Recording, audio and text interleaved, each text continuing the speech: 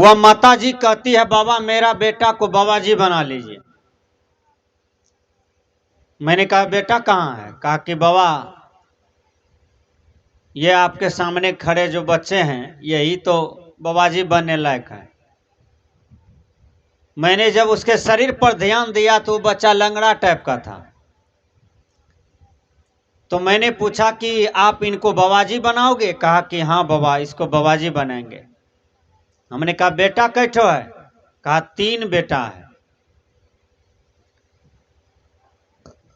तो हमने कहा वो दोनों बेटा को दिखा। वो दोनों बेटा गोड़ा नाड़ा था और एकदम सीधा सॉलिड था, बहुत सुंदर बेटा था। मैंने कहा ये लंगड़ा को बाबा जी बनाओगे? ये दोनों जो सही है इसको। तो दोनों बेटा बहुत सॉलिडगर था। मैंने कहा इनको बाबा जी नहीं बनाओगे, लंगड़े को दे रहे हो बाबा जी में? कहा बाबा ये लंगड़ा पर तिलक भी नहीं मिलेगा, ये लंगड़ा खच्चर भी है। मैंने कहा खच्चर क्या है? कहा ये लंगड़ा जो है ना बाबा हमको गाली देता है बाप लगा करके। तो हम सोचे मरभाई लंगड़ा है, सबसे बड़ा बेटा है ये, इसका नाम लेकर के गाली देता है। ये बच्चा तो माँ के पेटे से तो गाली नहीं सीखा होगा। हमने कहा इधर आओ, बैठो यहाँ पर। ये लंगड़ा बेटा जो तुम्हारा है ये तुम्हारा नाम कैसे जाना? तुम्हारा नाम कोई हिंदी साहित्य में या भारतीय रुपया में तो नहीं छपा है। केंद्र सरकार तुम्हारा नाम तो प्रचार नहीं करवाता है गांव गांव। ये बच्चा कैसे जाना? कहा क्या कहें बाबा, इसका पप्पा जो है ना वही बार बार मेरा नाम लेके जो बुलाता है ना तो वही बच्चा सीख गया है। तब क्या कहती है बाबा ये बच्चा बड़ा शैतान है, इसको ले जाने में फायदा है। हमने कहा छोड़ो लंगड़े है रखो अपने पास। कहा नहीं बाबा इसको ले जाइए बाबा जी बना लीजिए। मैंने कहा ये बच्चा शैतान कैसे बना? कहा ये बीड़ी पीता है बाबा। तो हमने सोचा कि कोई भी बच्चा माँ की पेट से बीड़ी पीते हुए आता है? नहीं आता। जरूर उनको बीड़ी वाला आदमी कहीं मिला होगा। मैंने कहा ए जी थोड़ा संभल करके साधु महात्मा से बर्ताव करो। ये बच्चा जिस दिन तुम्हारे पास जन्म लिया था उस दिन ये बीड़ी पीते हुए निकला था? कहा नहीं बाबा बीड़ी कहाँ पी रहा था। मैंने कहा इसको बीड़ी कौन दिया, कौन से दुकानदार दिया और कौन सा दिन यह प्रथम शुरुआत किया था पीने के लिए? तो माँ हो तो जानती होगी। तब वो कमजोरी नहीं छिपाई तो वो क्या कहती है बाबा इसका दादा जो है ना वही बीड़ी पीता है। इसी को नंगड़े को बोलता है तुम धड़ा करके लाओ। हैं ये लंगड़ा जाता है घोड़ा के पास धड़ाने के लिए, ये लंगड़ा उधर से पीते आता है तो आधा पी लेता है रास्ते में, या आधा दादा को पिला देता है। तो मैंने कहा जिसका दादा नहीं सुधरा तो उसका पोता क्या सुधरेगा? ये लंगड़ा को कहते हो बाबा जी बना लीजिए, बाबा जी बना लीजिए। ये बीड़ी पीता है, गाली गलौज करता है, साधु समाज में जाएगा तो सब बाबा जी का कमंडले चुरा देगा। हैं? कहा नहीं बाबा ये लंगड़ा हमसे नहीं संभलेगा, इसको ले जाइए बाबा जी बना लीजिए। मैंने कहा आप अपने घर की कमजोरी को सुधार करो, ये लंगड़ा स्वतः सुधर जाएगा। तुम लोग अपने अपने व्यवहार को सुधारो, अपने अपने आचरण को सुधारो, ये लंगड़ा स्वतः सुधर जाएंगे। देखिए बाबा जी अंदर से बना जाता है और जब विवेक जग जाता है आदमी को स्वतः वह बाबा जी बन जाता है, स्वतः वह साधु हो जाता है, स्वतः वह महात्मा हो जाता है, स्वतः वह देश कार्य में, समाज कल्याण में, विश्व कल्याण में लग जाता है। तो उसका जीवन सर्वे भवन्तु सुखिनः सर्वे सन्तु निरामयाः सर्वे भद्राणि पश्यन्तु मां कश्चित् दुख भाग भवेत्, ऐसा हो जाता है। यानी व्यक्तिगत जीवन नहीं जीता है, विश्व कल्याण में जीवन जीता है। अच्छा एक बात बोलिए, आप लोग जीसस का नाम सुने हैं? जेम्स वाट का, ये सब बड़ा बड़ा शुभचिंतक हुआ विश्व स्तर पर। तो ये समाज को दिया है संदेश, इसलिए इनका नाम अमर है।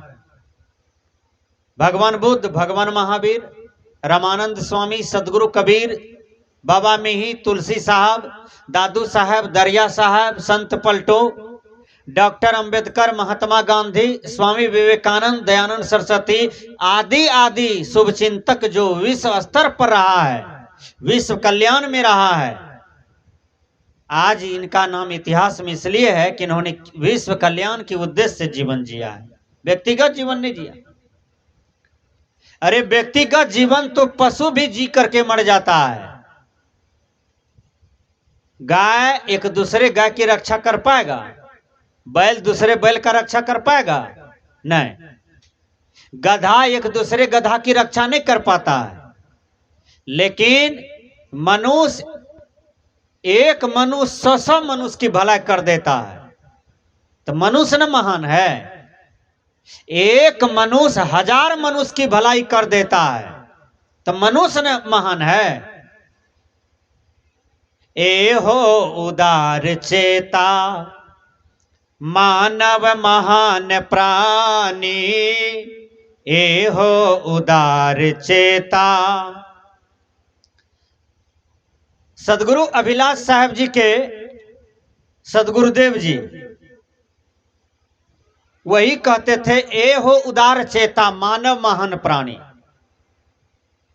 हे मानव, तुम ही उदारवान हो, तुम ही विद्वान हो, तुम ही चरित्रवान हो, तुम ही धनवान हो, तुम ही गुणवान हो, तुम ही इस धरती का भगवान हो। महान प्राणी भी तुम ही हो। संसार में बहुतों प्राणी है, लेकिन सबसे महान तुम ही हो, क्योंकि महान महान कार्य जो है प्रकृति मंडल में मनुष्य ही किया है, मनुष्य के सिवा कोई नहीं किया है। तो कहने का भाव है, साधु अंदर से बना जाता है। कोई कोई साधु बनते हैं, लेकिन उसका भक्ति अधूरा रह जाता है। वो पेट के लिए साधु बन जाता है, मान सम्मान के लिए, रुपया पैसा के लिए साधु बन जाता है। ऐसे साधु पकड़ा गए हैं, कितने जेल में है, कितने आजीवन कारावास में झूल रहा है। जो अंदर से साधु हैं, आज वो पूरा विश्व में भ्रमण कर रहा है, पूरा समाज देश में जा रहा है, लोग उसके गले में माला पहना रहे हैं। जो अंदर से साधु हैं, भीतर से साधु हैं।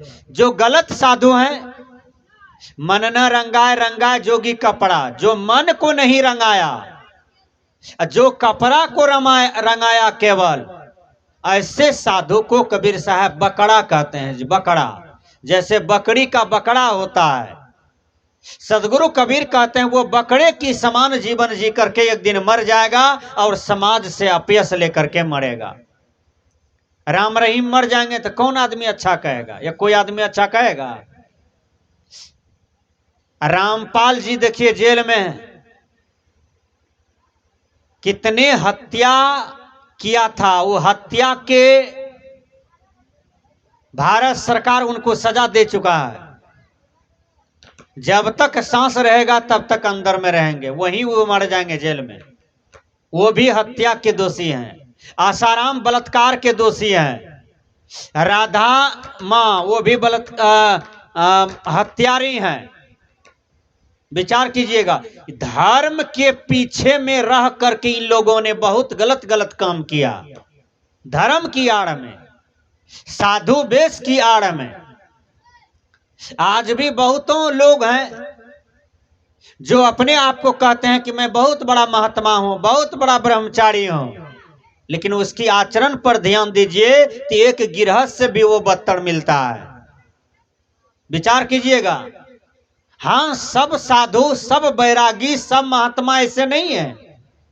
बहुत ऐसे हैं जो पहुंचे हुए योगी हैं, फकीर हैं, महापुरुष हैं। उनके आचरण में कोई दोष नहीं है, कोई खोट नहीं है। ऐसे साधु को देख करके कबीर साहब ने कहा होगा, कथनी कथे सो पुत्र हमारा, करनी करे सो नाती, रहनी रहे सो गुरु हमारा, हम रहनी के साथी। मैं बता देता हूं कि साधु कौन है, एक उपमा देता हूं, समझ जाइएगा। धरती को कोरिए, धरती गाली देती है आपको, कुदाल चलाइए, कुछ भी चलाइए, धरती गाली देती है? नहीं देती है। आम का पौधा लगा दीजिए, उसमें मालदा आम फड़ गया है, 5,000 मालदा आम आया एक के गाछ में, आम खूब खा रहे हैं और वो नाच रहे हैं, खाने में बड़ा मजा आता है। लेकिन मालदा आम एक भी दिन गाली दिया है? रे सब चीज, सब आम तो मेरा है, तू क्यों खा रहा है? एक दिन मनो किया है? जितना भी कमाया है मालदा आम सब आपको दे देता है, वो एको ठो आम नहीं खाता है, गाछ खाता है। उसी प्रकार साधु का जीवन होता है। साधु सहनशील होता है। साधु जितने भी चीज अपने जीवन में उपार्जन करता है सब लोग कल्याण में लगा देते हैं। जो साधु बटोर बटोर करके रखता है, जो गिरहस्थ से भी बदतर जीवन जीता है। कहते हैं प्रपंच छोड़ो, माया छोड़ो, मोह छोड़ो। साधु का वेश में पूरा प्रपंच मोह माया में वो खुदे जकड़ा हुआ है, तो उनका प्रभाव पड़ेगा? नहीं पड़ेगा। एक बिच्छू डूब रहा था, ध्यान से सुनिए। बिच्छू हल्ला कर रहा था, मुझे बचा लो, मुझे बचा लो, कोई मुझे बचा लो। वह कह रहे हैं, 2-4 आदमी देख लिया, अपना काम करने के लिए चल दिया, कोई उसके पीछे दिमाग नहीं दौड़ाया। एक महात्मा के कान में आवाज चला गया, महात्मा जी देखा नदी में बिच्छू डूब रहा है, बिच्छू चिल्ला रहा है, मुझे बचा लो, मैं डूब रहा हूं। महात्मा जी झोला झंटी रखे और हेलते हेलते चले गए बिच्छू के पास। वहां गए, बिच्छू को बायां हाथ में लिया, दाहिना हाथ के सहारे से फिर हेलते हेलते आना भी था ना, निकल रहा था, लेकिन बायां हाथ में जो बिच्छू को लिया तो बिच्छू क्या करता है, महात्मा जी को काटने लगा। 100 बार काट दिया। बताइए, कहा जाता है एक डंक मारता है तो लोगों को बुखार आ जाता है। 100 बार काटा। एक आदमी देख लिया, कहा महात्मा जी बिच्छू तो आपको काट रहा है, खून निकाल दिया काट के। कहा बिच्छू का काम है डंक मारना, महात्मा का काम है इसका प्राण का रक्षा करना। इसी को महात्मा कहते हैं, इसी को साधु कहते हैं। संसारी लोग अज्ञानी होता है, वह कितनों दुख देता है संत महात्मा को, तो संत महात्मा आशीष देते हैं, आशीर्वादे देते हैं। आज ये धरती पर हर मोड़ पर, हर कुर्सी पर जाइए, वहां लुटेरा बैठा है, घूसखोर आदमी बैठा है, ठगने वाला बैठा है, चोर डकैत टाइप का लोग बैठा है, जो लोगों को छलने में लगा है, लोगों को मारने में लगा है, जिंदे खून चूसने में लगा है। लेकिन साधु महात्मा जो होता है, उन्हीं के पुण्य प्रताप से ये पृथ्वी टिका हुआ है, नहीं तो ये पृथ्वी भी सर्वनाश हो जाता। साधु महात्मा के पुण्य से ही पृथ्वी जीवित है, नहीं तो एकदम शून्यकार हो जाता। भगवान कृष्ण गीता में कहते हैं, अर्जुन जब जब पाप का वृद्धि होता है तब तब मैं प्रकट होता हूं और असुरों का विनाश करता हूं, और पुण्य कर्म का स्थापना करता हूं, साधु महात्मा का रक्षा करता हूं। भगवान कृष्ण के अंदर में जो आत्मा है वही आत्मा सबके अंदर में है। जब वह आत्मा ज्ञान स्वरूप में आ जाता है तो वह कृष्ण स्वरूप में आ जाता है। वही आत्मा विवेक में जब आ जाता है तब वह उसको ये बोध होता है कर्तव्य क्या है अकर्तव्य क्या है, तो वह पाप को छोड़ करके पुण्य की स्थापना करते हैं, तब अपना जीवन का कल्याण कर लेते हैं।